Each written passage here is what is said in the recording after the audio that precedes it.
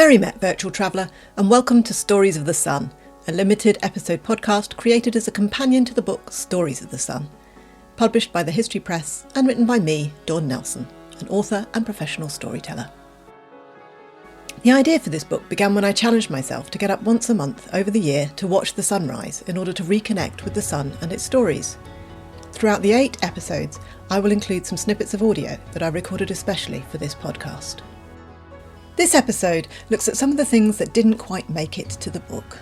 But first, grab yourself a cuppa, find a comfy spot, and come with me now to my sit spot on the hill as I return home from watching the sunrise. So that's a full 19 minutes after the scheduled sunrise. So if you're going to do one of these sunrises, that's how long you're going to have to wait.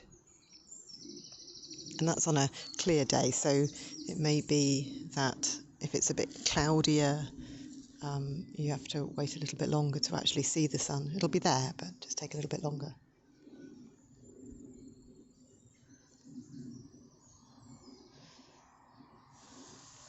She's almost directly east of me at the moment, because we're almost near the equinox. There's a brilliant light flooding the field now. And the grass is slowly thawing. There's little jewels of sun caught in the drops of water as they defrost.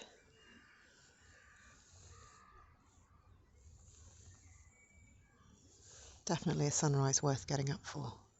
Though to be honest, during this project there hasn't really been one sunrise that hasn't taught me something about this place and the land where I've been sitting. And I never get bored of it. As I said earlier on my walk up the hill, it's comforting to know that nature's still ticking on, doing its best. Roebuck hasn't appeared this morning. To be honest, I'm probably being a little bit too noisy for him. He probably noticed me before I even knew he was around. Now the sun is fully up above the ridge opposite. I'm going to head back down through the woodland, do my usual little loop.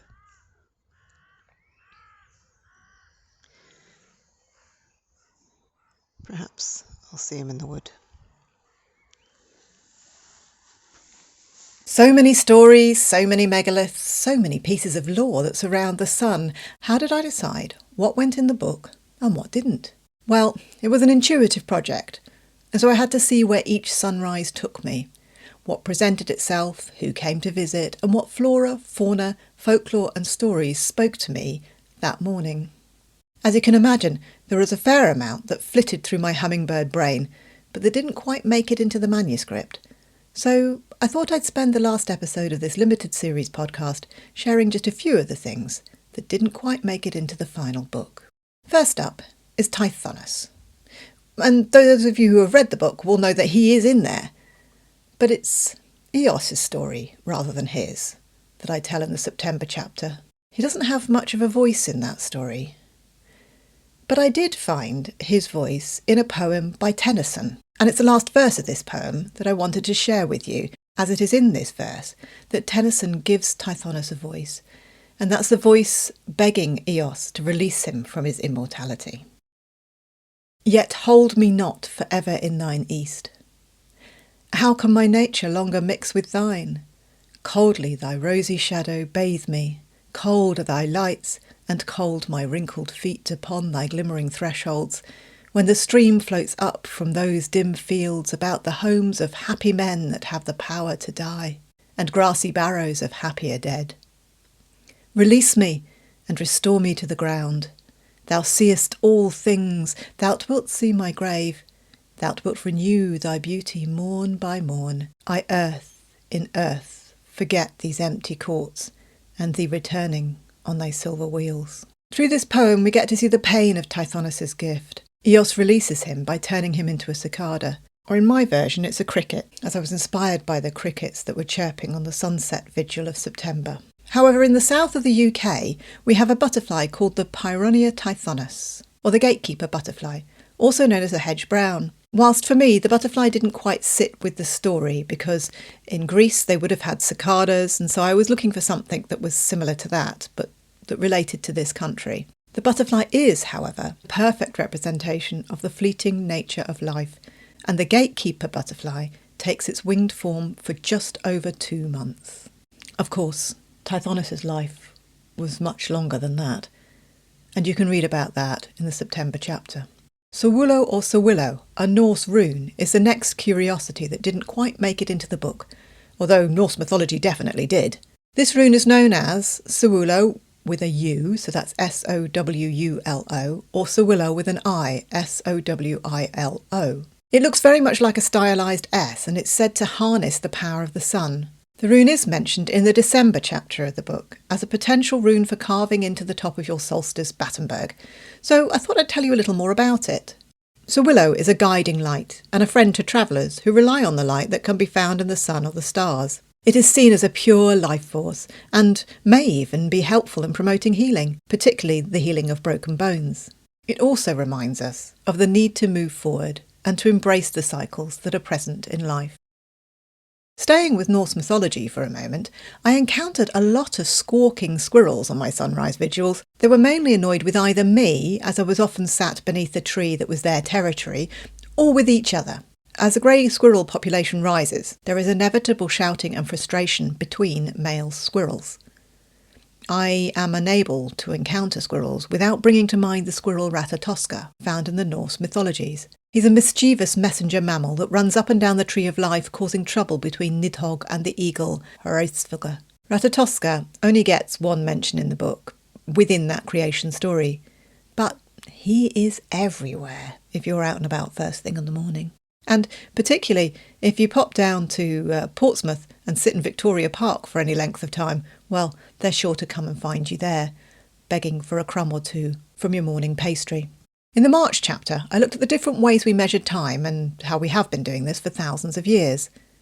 Whilst I made it to the Stonehenge exhibition at the British Museum, I ran out of time to visit the clock gallery, no pun intended, which I had wanted to do for the purposes of this chapter. However, there is always a point where you have to draw the line under research to stop the tangents wandering too far from the purpose of your narrative, or indeed to just actually get the book written. I did, however, make it to the clock gallery last weekend and discovered a wonderful mechanical galleon known as the Nef clock. The word Nef, that's N-E-F, refers to a table ornament that is a ship, and this Nef is a work of art, with a gilded brass hull and the most delicate rigging, with sailors in the crow's nest to strike the hour and the quarters on tiny bells that are connected to a tiny and intricate clock at the bottom of the main mast. It's a joy if you ever get the chance to go and see it, and I've included a rather fuzzy picture of it in the show notes. Unfortunately, the lighting doesn't allow you to take particularly good photos, and the busyness of the museum means that you have to grab a quick photo while there's no one stood in front of it. All fair enough. After all, you're there to see the exhibits and take them in, not create a photo album. But it's nice to have them as a memory, even if they are slightly fuzzy. Sticking with the British Museum for a moment, the Stonehenge exhibition was an experience which will stay with me for a very long time.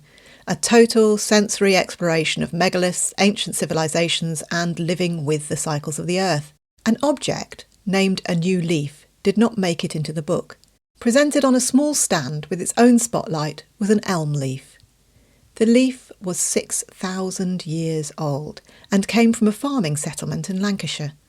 Represented in this one leaf was the subject of deforestation, how ancient peoples may have cleared trees, but that the lack of machinery meant that these patches of deforestation could grow again within a human lifetime and could continue to support the community and future generations. I have again included a picture of this leaf, slightly less fuzzy this time, carrying its message in the show notes.